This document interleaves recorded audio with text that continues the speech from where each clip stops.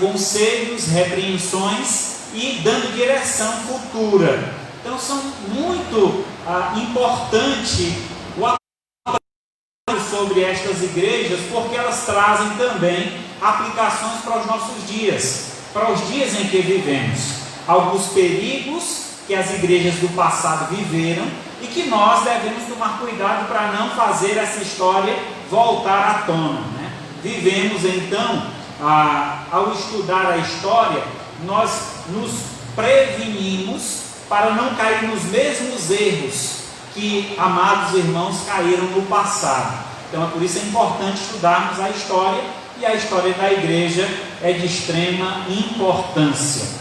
Abra sua Bíblia, nós chegamos então ao livro de Apocalipse, capítulo 2, do versículo 12 a 17.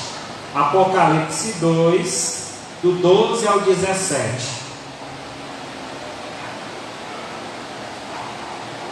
Então nós já estudamos duas cartas, a carta escrita a Éfeso, a carta escrita a Esmirna, e chegamos hoje à carta escrita a Pérgamo.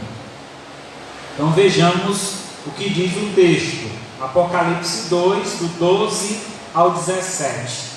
Ao anjo da igreja em Pérgamo escreve: estas coisas diz aquele que tem a espada afiada de 2 gumes. Conheço o lugar em que habitas, onde está o trono de Satanás, e que conservas o meu nome, e não negaste a minha fé, ainda nos dias de Antipas, minha testemunha, meu fiel, o qual foi morto entre vós, onde Satanás habita.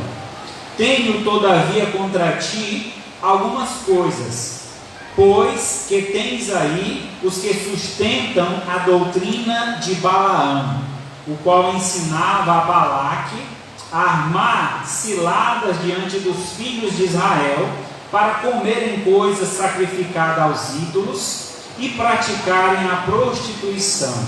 Outros sim, também tu tens os que da mesma forma sustentam a doutrina dos nicolaítas.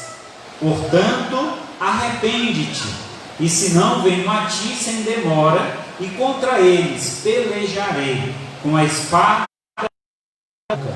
Quem tem ouvidos, ouça o que o Espírito diz às igrejas. Ao vencedor dar-lhe-ei o maná escondido, bem como lhe darei uma pedrinha branca, e sobre esta pedrinha escrito um nome novo, o qual ninguém conhece, exceto aquele que temos ao Senhor.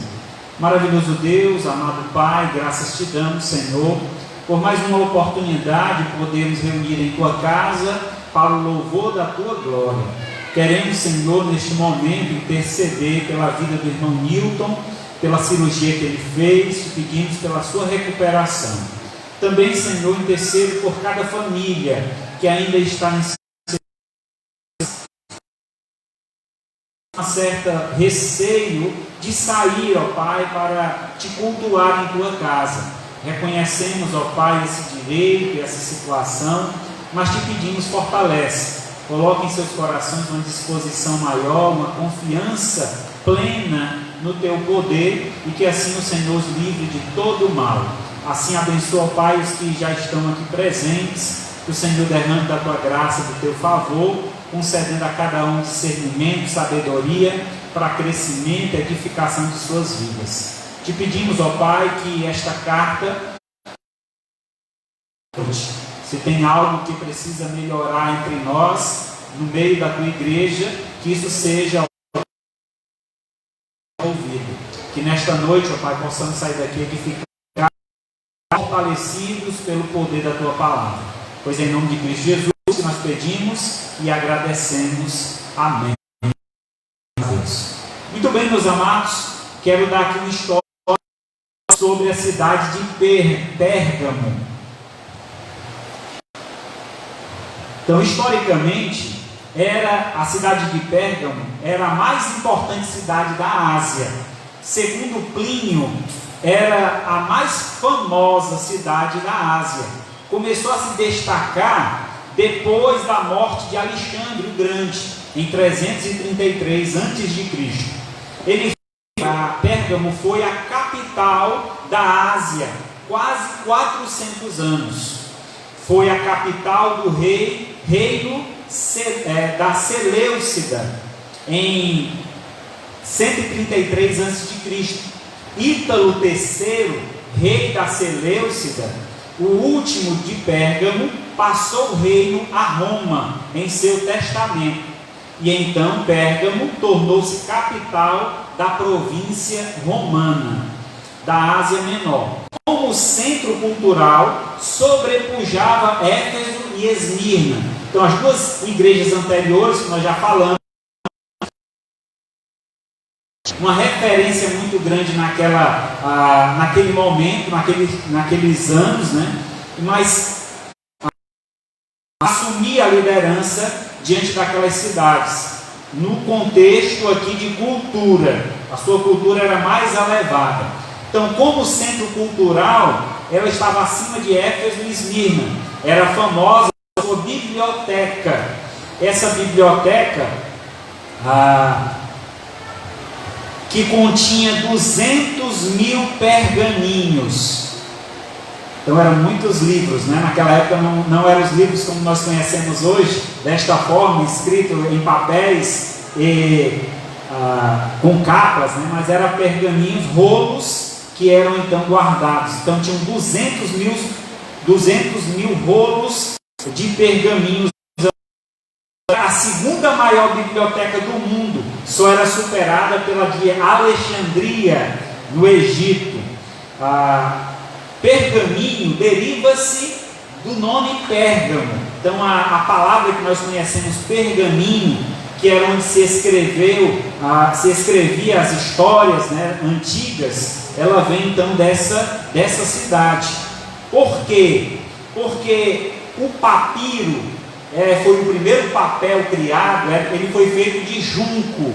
Esse junco era tipo um capim alto que crescia às margens do rio Nilo. Então, todo papel, todo papiro, né, vinha do Egito. Quando Pérgamo decidiu construir a maior biblioteca do mundo, iria entrar em desacordo com Alexandria, que ficava no Egito. Logo, foi impedido que isso acontecesse, ou foi uma tentativa de impedir que isso acontecesse. Então, o papiro do Egito era o material usado para escrever. Então, no século III a.C., Eumenes, rei de Pérgamo, resolveu transformar a biblioteca de Pérgamo na maior do mundo. E aí convenceu Aristófanes, de Bizâncio, bibliotecário de Alexandria, a vir para Pérgamo. Então, ele convidou, insistiu, até que ele convenceu. Ptolomeu, rei do Egito, revoltado, embargou o envio de papiro para Pérgamo. Então, eles inventaram o pergaminho de couro alisado. Então, quando o rei decidiu construir a maior biblioteca para concorrer com Alexandria, o rei de Alexandria não ia permitir. Então, suspendeu o envio de papiro para aquela cidade. Eles não tem papiro, nós vamos inventar outra coisa para escrever. Inventaram então o pergaminho, que se tornou muito mais importante na história, porque é um material muito mais forte, mais resistente ao tempo. Como o papiro era feito de junco, de capim, e aquilo ele se deteriorava com o passar dos anos. E o couro tinha uma durabilidade bem maior. E aí então se tornou um potencial ali da cultura, né? Então havia nessa cidade também altares para vários deuses em Pérgamo. No topo da Acrópole, que era o templo, ficava o famoso templo dedicado a Zeus, uma das 7 maravilhas do mundo antigo. Todos os dias se levantava a fumaça dos sacrifícios prestados a Zeus. Esculápio era o Deus Salvador, era um outro Deus que era adorado naquela cidade, o Deus da serpente que cura. Vocês já viram a logomarca da medicina? Tem um cajado e uma serpente enrolada, né? Ali vem dessa cultura aqui, deste ensino. Havia nessa cidade um templo para Esculápio. Esculápio era o deus serpente, e aí as pessoas eram levadas àquele templo, um doente, um enfermo, era deitado naquele templo, e as serpentes ficavam soltas dentro daquele templo. Se uma serpente passasse por cima do enfermo e não picasse, ele seria curado. Então havia uma crendice, né? Havia uma, como é que a gente pode dizer? Superstição. Muito obrigado, Bia. Então havia uma superstição naquele sentido, e de alguma forma talvez funcionasse, né? Trabalhando a mente das pessoas, talvez aquilo dali em alguns casos funcionasse, em outros casos talvez a serpente ganhasse, né? Mas a situação é que se tornou aqui uma referência também, até hoje. O símbolo da medicina está envolvido esta ideia aqui, desta idolatria. Naquela época mantinha 200 santuários no mundo inteiro. Então havia 200 santuários a Esculápio, que era o deus serpente, o deus salvador. A sede era em Pérgamo. Ali estava a sede de uma famosa escola de medicina. Para ali peregrinavam e convergiam pessoas doentes do mundo inteiro em busca de saúde. A crendice misturava-se com a ciência, e as curas muitas vezes eram atribuídas ao poder do deus serpente, o Esculápio. Esse deus serpente tinha o título famoso de Salvador. Então veja como há um desvio, né, da verdade. As pessoas adoravam, idolatravam uma serpente, e ela tomava o lugar de Cristo. Sabemos que o Salvador é Cristo. Jesus enviou seu Filho para morrer na cruz em nosso lugar. Não há outro nome aqui na terra pelo qual importa que sejamos salvos, que não seja Jesus, o Salvador. Jesus sim é o Salvador e não a serpente. A antiga serpente assassina apresentava-se agora como sedutora. Então nós sabemos na história que no início, quando o pecado entrou no mundo, foi através da sedução da serpente. E a serpente ali simbolizava o próprio demônio, o próprio diabo. E aqui a serpente estava mais uma vez seduzindo as pessoas a uma adoração. Isso era terrível. Outro culto que existia naquela cidade era o culto ao imperador. Era o elemento unificador para a diversidade cultural e política do império. No ano 29 a.C., foi constituído em Pérgamo o primeiro templo ao imperador vivo, um imperador Augusto. O anticristo era mais evidente em Pérgamo do que o próprio Cristo. Em Pérgamo estava um panteão, onde vários deuses eram adorados. Isso atentava contra o Deus Criador. Nós conhecemos, sabemos que Deus, o Criador de todas as coisas, Ele é um Deus que busca exclusividade. Deus, Ele não divide a sua glória. Foi um dos motivos pelos quais Satanás foi expulso do céu, porque desejou a glória de Deus. E ele expulsou Satanás do céu por esse motivo, rebelião, e o desejo então de tomar a glória de Deus. E os homens então dividem a glória de Deus para outros deuses. Eis aí um grande perigo se alguém tomar esta atitude. Em Pérgamo as pessoas buscavam a cura através do poder da serpente. Isso atenta contra o Espírito Santo. O Espírito Santo, de onde emana todo o poder. Então sabemos que Deus nos concedeu o poder ao descer sobre nós o Espírito Santo. Então nós temos o poder sim de orar ao Senhor, pedir a Deus a cura de uma enfermidade, e Deus nos conceder essa cura por meio do Espírito Santo. Então o poder do Espírito é um poder salvador também, é um poder revelador. É Ele que tira a venda dos nossos olhos, porque a serpente nos cega, nos seduz, nos leva para longe de Deus. E o Espírito veio justamente para nos desvendar os olhos. Em Pérgamo estava o culto ao imperador, onde as pessoas queimavam incenso e adoravam como Senhor. E isso conspirava contra o Senhor Jesus, o Rei dos Reis e Senhor dos Senhores.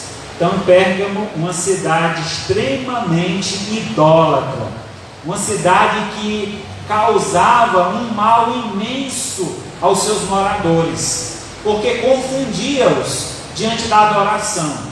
É interessante porque um foco aqui muito importante a ser destacado, que o culto ao imperador era feito uma vez por ano. Quer dizer, a pessoa era obrigada uma vez por ano ir até aquele templo e dizer que César é Senhor.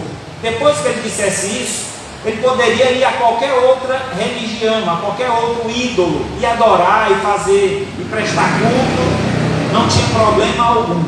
Então, aqui nós podemos ver um certo ecumenismo. E o que é isso? É uma liberdade religiosa ao ponto da pessoa se sentir à vontade de cultuar em qualquer religião e qualquer Deus. Isso não causaria nenhum constrangimento para eles. Mas sabemos que Deus, como eu já disse anteriormente, Ele é exclusivista.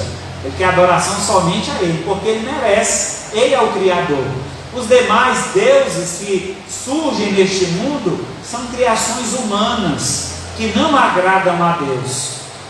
Um dos mandamentos do Senhor é que somente a Deus adorarás, somente a Ele prestarás culto. Então, nosso culto deve ser consagrado exclusivamente a Deus. A palavra Pérgamo quer dizer casado. A igreja precisa lembrar-se que ela está comprometida com Cristo, que é a noiva de Cristo, a igreja, e precisa se apresentar como esposa santa, pura e incontaminada. Então nós, como igreja, devemos entender a importância da adoração a Deus, dessa exclusividade, desse relacionamento exclusivo. Se eu, como igreja, me vejo numa liberdade de vir a um culto aqui nesta igreja e no outro domingo ir a um centro de umbanda, ou um centro espírita, ou a uma igreja de outra denominação e achar que isso é normal, não é, irmãos. Deus precisa de verdadeiros adoradores que adorem espírito e em verdade. Então, quando eu abro esse leque, essa opção de liberdade e cultuar da forma que eu achar melhor, eu estou contrariando o direcionamento de Deus, os ensinamentos de Deus. Deus ensina, somente Ele deve ser adorado. Nós não devemos prestar culto a nenhum outro, não devemos levantar ídolos em nossas vidas. E isso eu aplico e trago essa aplicação até no meio evangélico. Hoje em dia se cultua muito pastores. Eu vou para a igreja do pastor fulano. A igreja já deixou de ser do Senhor Jesus e passou a ser do pastor fulano. Tenha cuidado, meu irmão, não idolatre outro que não seja Deus. Somente Deus merece toda a nossa adoração. Mas eu gosto do pastor fulano. Tudo bem, então vá congregar na igreja do pastor fulano. Seja membro, se responsabilize com aquela igreja, assuma um compromisso com aquela igreja e não fique numa igreja se fazendo de cristão naquela igreja, e tendo desejo de estar em outro lugar que não seja ali. Então, nosso lugar é na presença de Deus, adorando como Ele merece, com toda a honra e toda a glória. Eu estou dizendo isso, irmãos, e sem medo de ofender ninguém, espero que ninguém esteja se ofendendo com o que eu estou dizendo, mas a ideia que eu afirmo é porque estamos vivendo dias em que as pessoas se ofendem muito facilmente na igreja. O pastor fala uma coisa, já se acham ofendidos, já não querem mais ir à igreja. Devemos lembrar, irmãos, que estamos aqui para aprender, todos os dias aprendemos. Eu aprendo com vocês, vocês aprendem comigo e nós aprendemos com a palavra. Então a palavra de Deus é que é a nossa regra de fé e prática, certo? Eu não estou aqui com a verdade, não quero dizer que as minhas palavras são a verdade última. A verdade última é a palavra de Deus. Então, o que eu digo, se está firmado na palavra, aí sim deve ser obedecido e seguido. Assim deve ser. Então, hoje, esse número crescente de igrejas, isso reflete claramente que as pessoas não estão mais dispostas a ser tratadas pela palavra. Elas não querem mais ser tratadas pela palavra. Elas querem estar num lugar que se sintam bem, que não são questionadas, que não são apontadas, que não são cobradas. Mas saiba que na casa do Senhor, se você verdadeiramente quer servir a Deus, você vai ser cobrado, você vai ser confrontado através da palavra, porque essa palavra, ela vai nos moldar, nos ensinar como devemos agir diante de Deus. Por isso Deus escreve essa carta a uma igreja que estava numa cidade completamente diferente da cultura que Deus queria que eles seguissem, que Deus quer que nós sigamos. Assim, nós poderíamos aqui, talvez, vamos, por favor, pode ligar aqui para trabalhar mais do que me ajudar. O ventilador aqui. Muito bem. A gente poderia trazer uma aplicação para a nossa cidade. Essa cidade em que estamos aqui inseridos, né, Aracati, é uma cidade também muito cultual, né? Há muitos cultos variados. Mas uma cidade também que tem uma libertinagem muito grande, principalmente quando envolve aí o carnaval, né? Chega essa época, as pessoas parecem que estão ali vibrando, esperando essa expectativa de chegar aquele momento. Então, aquela igreja vivia um momento como esse, com umas repreensões que nós vamos ver que Jesus aplica para aquela igreja, era nesse contexto, de um contexto de libertinagem, das pessoas cultuarem quem eles quisessem, de fazer o culto da forma como eles quisessem. Como havia cultos de uma forma de prostituição naquela época, então a gente traz aí essa aplicação, né, do carnaval. Então é um meio de um culto, as pessoas estão ali nas ruas, olhando para aquele cantor passando, e é uma idolatria, faz o que ele manda, levanta a mão, baixa, faz isso e aquilo, eles vão obedecendo. É o culto, eles estão adorando aquele ídolo, e exercendo aquilo que eles dirigem, que eles ensinam. Então vejamos o que o Senhor tem a nos falar através dessa igreja hoje. Primeiro, nós encontramos aqui o destinatário e o remetente da carta. Então, as cartas que eu estou aqui apresentando a vocês, elas têm sempre a mesma divisão. Então, vejamos, a primeira divisão é destinatário e remetente. O destinatário sempre será o mesmo. Quem é? O anjo da igreja, versículo 12. Ao anjo da igreja em Pérgamo escreve. Então, Jesus está escrevendo todas as cartas ao anjo da igreja. Quem é esse anjo? O pastor, o líder, a pessoa que estava à frente daquela igreja. Então Jesus escreve a carta a ele, para que ele instruísse a igreja. Aí Jesus se apresenta. Quem é o remetente da carta?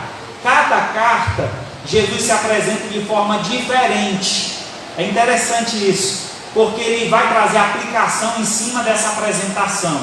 Então aqui nessa carta ele se apresenta como: estas coisas diz aquele que tem a espada afiada de 2 gumes. Que espada é essa?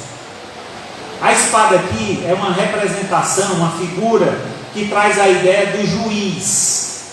A espada afiada, nós vemos lá em Timóteo, né, se eu não me engano, 2 Timóteo, onde ele diz que a palavra de Deus é como uma espada de 2 gumes. Tem o poder de penetrar o mais profundo do ser humano. Então, a palavra de Deus, a palavra de Jesus, tem o poder para nos julgar. O único que tem o poder para julgar o homem é Jesus. Eu não posso julgar nenhum de vocês pode julgar ninguém. Só quem pode julgar é Deus. E esse julgamento é a palavra. Conhecendo a palavra, eu conheço a vontade de Deus. Se eu contrario a vontade de Deus, se eu não faço de acordo com a instrução de Deus, eu estou trazendo juízo sobre mim. E um dia estarei frente a frente com o Senhor, e eu serei julgado segundo as minhas palavras, segundo as minhas obras. Aquilo que eu ouvi, aprendi, apliquei ou não apliquei, eu serei julgado diante disso. Então é interessante, é muito peculiar essa apresentação de Jesus, quando ele se apresenta como justo juiz, aquele que julga de acordo com a palavra. Então a palavra de Deus, a palavra que sai da boca do Senhor, ela é justa. E aí nós precisamos então ter toda a atenção a essa palavra. A primeira mensagem da carta é a seguinte: é uma mensagem de reconhecimento. Então Jesus passa um scanner naquela igreja. É como se Jesus tivesse colocado aqui a igreja para fazer uma tomografia, um raio-x, né? Vamos ver aqui o raio-x da igreja. Como é que está a igreja?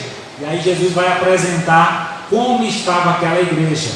No versículo 13 ele diz: conheço o lugar em que habitas, onde está o trono de Satanás, e que conserva o meu nome, e não negaste a minha fé, ainda nos dias de Antipas, minha testemunha, meu fiel, o qual foi morto entre vós, onde Satanás habita. Muito bem, aqui no verso 13, Jesus conhece a postura da igreja, como a igreja está inserida nesta cidade cheia de corrupção, qual era a postura que essa igreja tinha diante dessa sociedade. E isso, irmãos, traz uma reflexão muito presente para os nossos dias. Qual a postura desta igreja em meio à sociedade em que vivemos? Vivemos numa sociedade corrupta, numa sociedade que as pessoas estão cada vez mais interessadas em ter do que ser, estão interessadíssimas em ganhar muitos lucros e poucos se preocupam em ser pessoas justas, em ser pessoas que são tementes ao Senhor, que têm suas vidas consagradas a Deus. Aquela igreja, pelo menos uma boa parte dela, havia se conservado fiel, havia se conservado digna de aceitação diante de Deus. E aí ele faz aqui uma breve aplicação e apresentação, quando ele diz que eles eram fiéis, e a figura dessa fidelidade estava na pessoa do pastor. Ele diz aqui, que conservas o meu nome e não negaste a minha fé, ainda nos dias de Antipas, minha testemunha, meu fiel. Quem foi Antipas? Antipas foi pastor da igreja em Pérgamo. Segundo Tertuliano, foi colocado Antipas dentro de um boi de bronze, e ele até ficar vermelho, morrendo o servo de Deus sufocado e queimado dentro daquele boi. E ele resistiu à apostasia até a morte. Então o pastor de Pérgamo havia sido perseguido, e nesta perseguição ele foi morto como um mártir. Ele foi colocado dentro de um boi feito de bronze e jogado fogo naquele boi. Agora imagina, irmãos, essa morte, né? A morte extremamente horrível, só de se imaginar uma pessoa cozinhar vivo dentro de um bronze pegando fogo. Então o bronze ele se aquece, fica completamente vermelho, não ao ponto de derreter o bronze, mas ali pronto para cozinhar a carne que estava dentro. E era a carne de quem? Do pastor, do anjo da igreja. Mas tudo isso ele sofreu por quê? Por ser fiel a Deus. E sabe, irmãos, é isso que nós devemos valorizar hoje em dia, a fidelidade. a fidelidade dos membros, a fidelidade do pastor. Então, se estamos numa igreja congregando, não devemos desistir ou abandonar essa igreja por qualquer motivo. O pastor deixou de ser fiel, os irmãos deixaram de ser fiéis à Escritura. Não, então por que eu vou sair dessa igreja?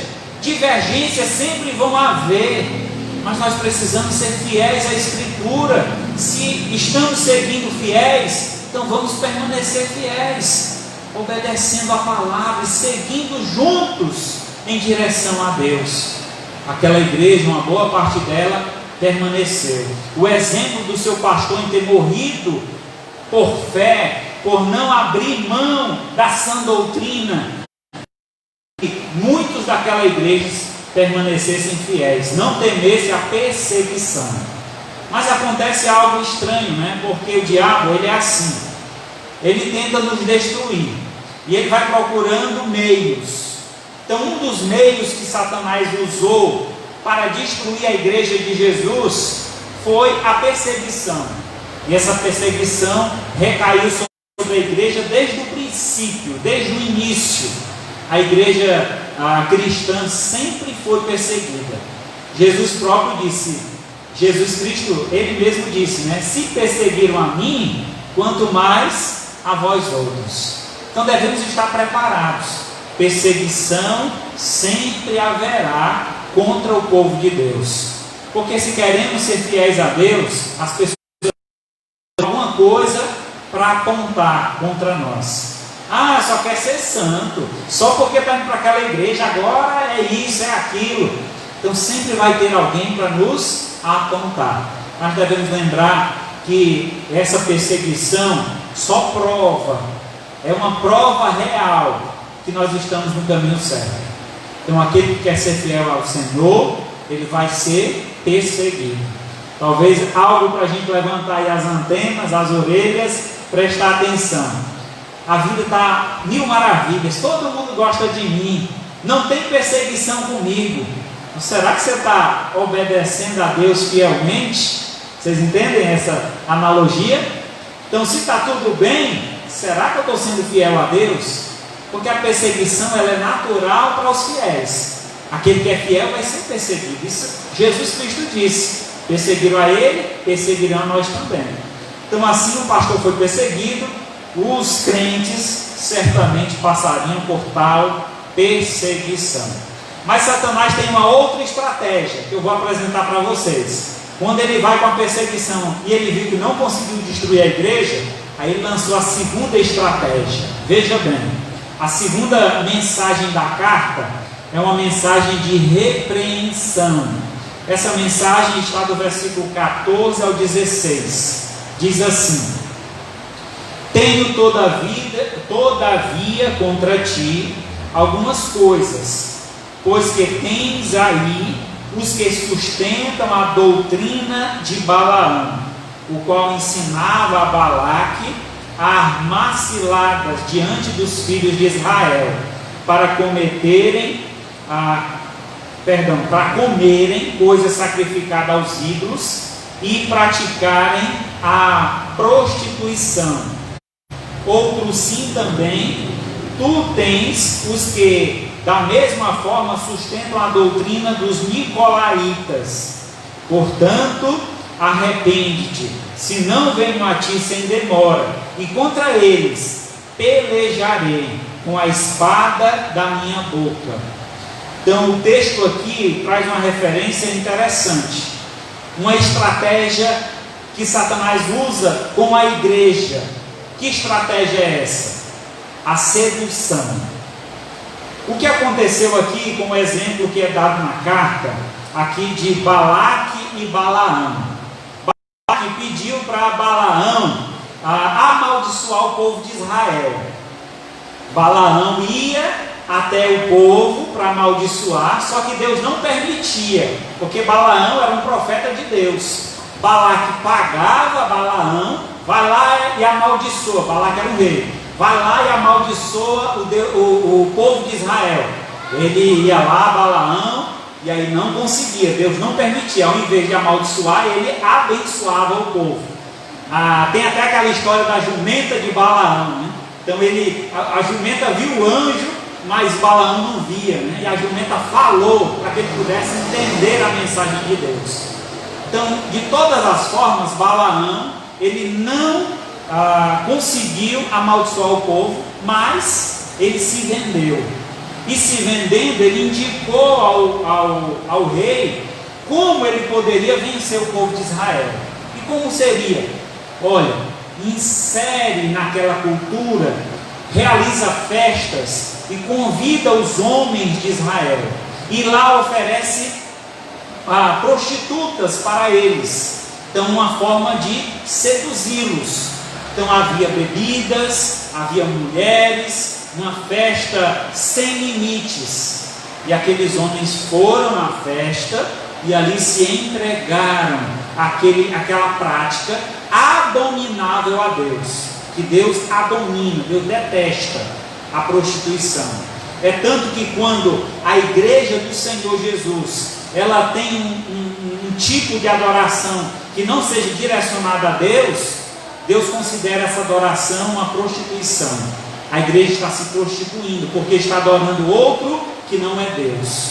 Então tenha cuidado com isso. Aqui o povo de Israel então se entregou a essa sedução. Então aqui é o símbolo que Jesus usa. Olha, no meio da igreja de Pérgamo está acontecendo algo. E o que é que está acontecendo? Alguns, né, que diz aqui, verso 14, tenho toda a vida contra ti algumas coisas, pois que tens aí alguns que sustentam a doutrina de Balaão. Então que doutrina é essa? A doutrina da sedução. Vai para a igreja, mas vamos ali também para uma festinha. Vai ter uma festinha, ela é familiar. Chega lá, só tem bebida e coisa que não deve, né? E aí, aquele não é ambiente para o cristão. O cristão, ele tem que ter muita noção de qual ambiente cabe, qual o ambiente ele pode andar. A igreja estava sendo seduzida, coisas estavam sendo trazidas, inseridas à igreja. Outra doutrina que estava sendo ensinada era a doutrina dos nicolaítas, e essa doutrina também era muito permissiva. Ela dava ao homem a ideia de que Deus só se importava com o espírito, o que ele fizesse com o corpo não importava. Então Deus ia só salvar o espírito, o corpo do homem ia voltar ao pó e seria aniquilado. Então o homem poderia fazer qualquer coisa com o seu corpo, só que isso era uma falsa doutrina, uma heresia. A Bíblia diz que o nosso corpo é santuário do Espírito Santo de Deus. Deus habita em nós por meio do seu Espírito. Então nosso corpo importa sim para Deus. O que nós fazemos no nosso corpo reflete diante de Deus. Nós precisamos então cuidar do nosso corpo, ter um cuidado com aquilo que colocamos no nosso corpo, seja por meio aí de várias formas, né? Não vou entrar em detalhes aqui, mas vocês entendem o que eu estou aqui colocando. Então havia duas doutrinas sendo aplicadas na igreja, duas doutrinas que estavam seduzindo os irmãos a se desviarem da verdade, do evangelho puro e simples. E Jesus disse: olha, vocês cuidam disso, cuidem desses aí que estão no meio de vocês fazendo tal coisa, porque senão eu irei e falarei a eles. Agora esse falar, Jesus usa aqui a ideia de julgamento. Eu usarei, ele diz aqui no versículo 16: portanto, arrepende-te, se não venho a ti sem demora, e contra eles pelejarei com a espada da minha boca. Então essa peleja aqui é uma guerra, né? Então aquele que se desvia da verdade, ele se torna inimigo de Deus. E o inimigo de Deus, ele vai guerrear contra Deus. E quem pode vencer Deus? Ninguém. É ilusão, alguém que pensa que pode fazer o que quiser do seu corpo e no final de tudo Deus vai salvar todo mundo. Se assim fosse, para que Cristo morreu numa cruz? Para que o sacrifício de Cristo na cruz? Nós precisamos, irmãos, assumir um compromisso com o Senhor. Assim como Jesus carregou a nossa cruz, agora Ele chama cada um de nós a tomar a cruz e segui-lo. E tomar a cruz é responsabilidade, é ter uma vida de compromisso, não ser apenas um crente nominal. Ah, você é crente de que igreja? Da Primeira Igreja Batista Regular em Aracati. Oh, grande coisa, né? Você deve ser crente no Senhor Jesus. É claro que o nome nós prezamos, é um nome que vale, eu não estou desvalorizando o nome, mas só trazendo a ideia. Se você for crente apenas do nome desta igreja, essa crença não vale de coisa nenhuma. Por quê? Quando Cristo vier, ele não vai pegar igreja por nome, não. Ele vai vir buscar aqueles que verdadeiramente servem a Ele, aqueles que têm uma vida consagrada e não apenas defendem uma doutrina, um nome. Não, Ele vem buscar justamente aqueles que seguem a palavra fiel e verdadeira. Esse sim que Ele vai vir buscar. Então aqui encontramos apresentado também como Satanás não logrou êxito contra a igreja usando de perseguição. Ele mudou então a estratégia, usando então da sedução. A proposta agora não é substituição, mas misturar. Não é a apostasia aberta, negar a fé, mas o ecumenismo. Somos todos iguais, vamos nos unir, vamos fazer a obra juntos. Muito cuidado com essa proposta, irmãos. Uma proposta perigosa, porque muitos aí que estão no mundo não seguem a verdadeira palavra do Senhor. E aí nós precisamos tomar cuidado a nos unir com determinados grupos. Eles são mais perigosos do que proveitosos. O pecado enfraquece a igreja. A igreja só é forte quando ela é santa. Sempre que a igreja se mistura com o mundo e adota o seu estilo de vida, ela perde o seu poder de influência. Lembra que o Senhor nos chamou para ser luz desse mundo? Como é que eu sou luz? Eu me escondo. Como é que eu sou luz e me mancho com outras denominações ou com outras práticas religiosas? Sabe uma prática que está tomando conta das igrejas atuais, irmãos? É a prática da hipnose. Muitas igrejas estão usando agora a hipnose.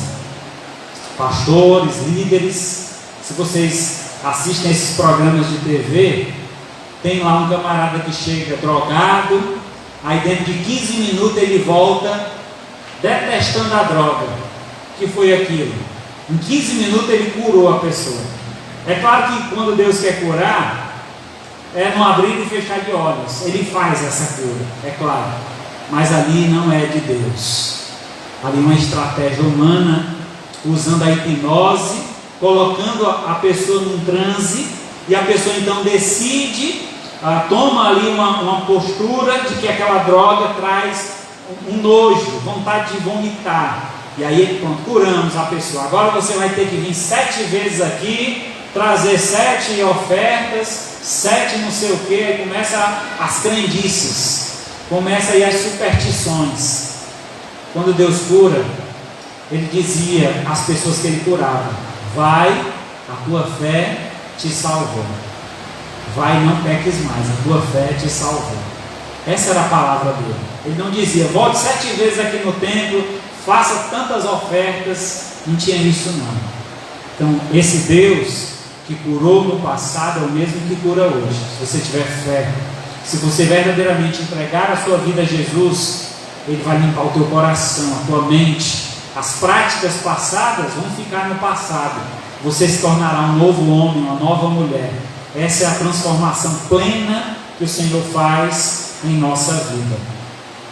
Em 1 Tessalonicenses 4, de 1 a 4, diz assim: finalmente, irmãos, vos rogamos e exortamos no Senhor Jesus, que como de nós recebestes, quanto à maneira por que deveis viver e agradar a Deus, e efetivamente estáis fazendo, continueis progredindo cada vez mais, porque estáis inteirados de quantas instruções vos demos da parte do Senhor, pois esta é a vontade de Deus, a vossa santificação, que vos abstenhais da prostituição.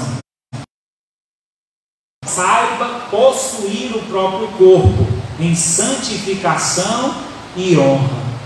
Então veja que a instrução de Deus com relação ao corpo é santificá-lo, é colocá-lo dentro de um padrão que glorifica a Deus, e não da forma como o mundo prega.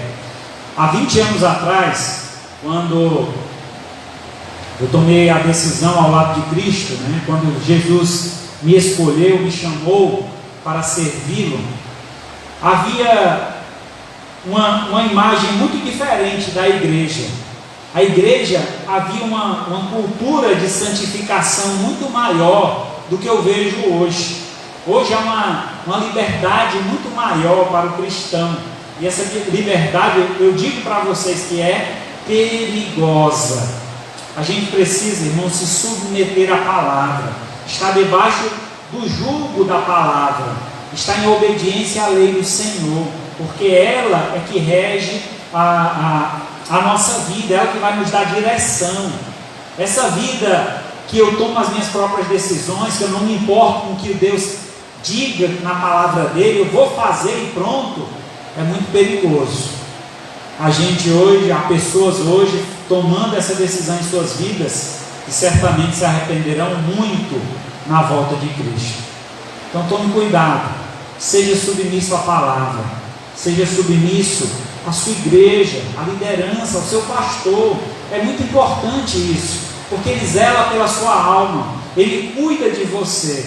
Mas quando você decide ser uma ovelha desgarrada, que busca o seu próprio alimento, que não necessita de ninguém para guiá-lo, você está arriscando a sua vida, porque o lobo devorador está ao derredor, procurando só uma brecha para tragar.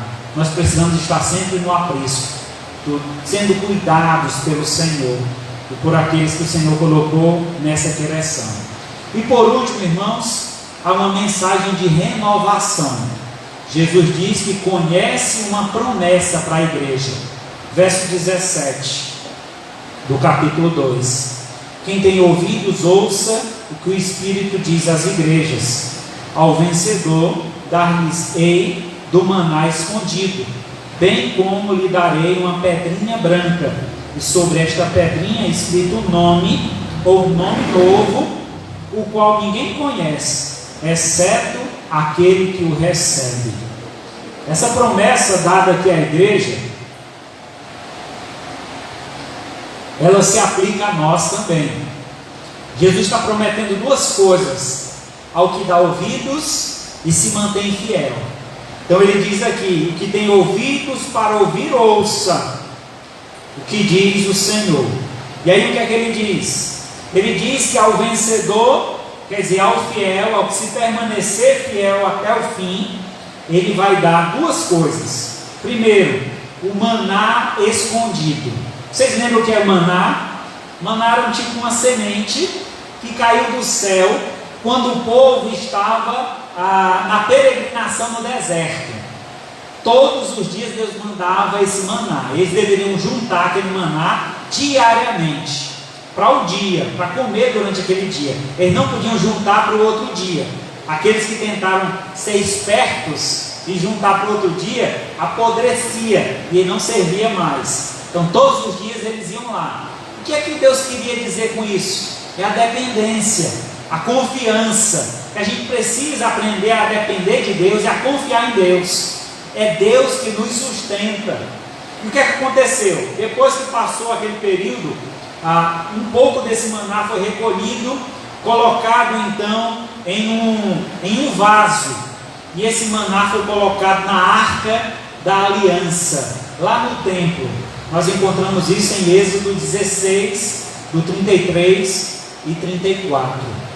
Então, com a instituição do templo, conta a lenda que Jeremias escondeu o vaso do maná numa fenda no Monte Sinai.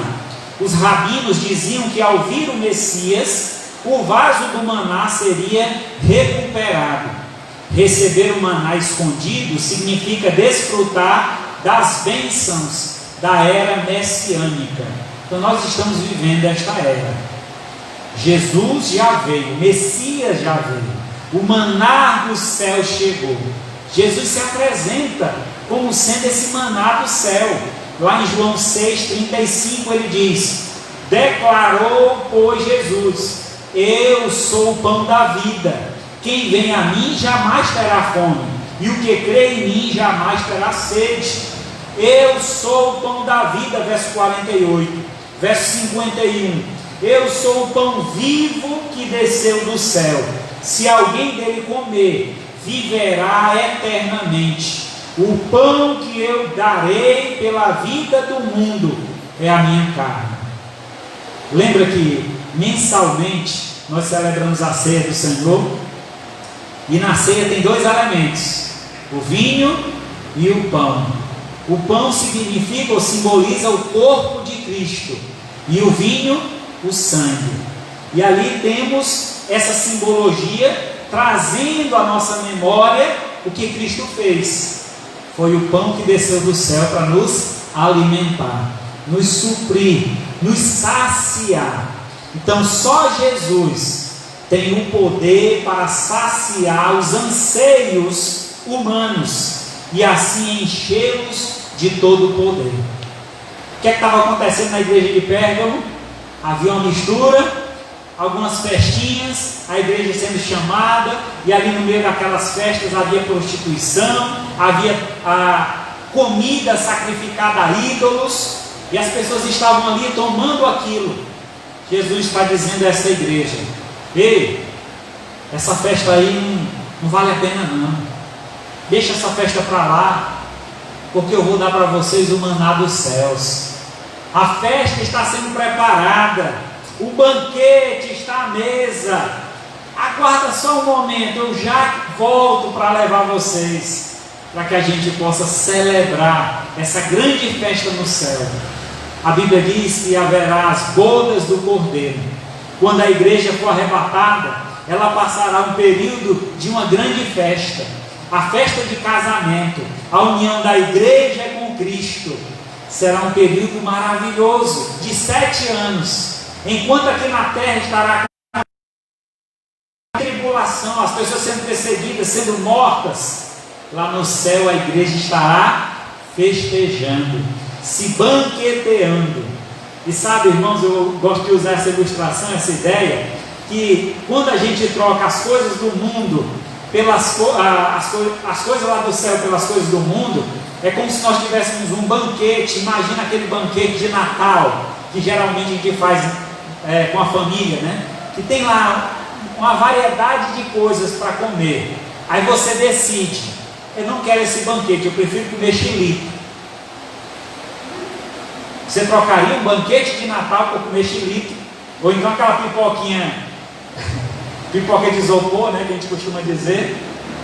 Então, quando a gente troca as coisas de Deus pelas coisas do mundo, é como se a gente estivesse dizendo isso para Deus: Deus, eu não quero esse banquete de Natal, não. Eu prefiro comer chilique. Eu encho minha barriga de chilique. Tem gente que está enchendo a barriga de chilique, esquecendo que há um banquete lá no céu, preparado para a sua igreja. Então tenhamos essa consciência, estejamos preparados. Além disso, Jesus faz uma segunda promessa para encerrar: a pedrinha branca.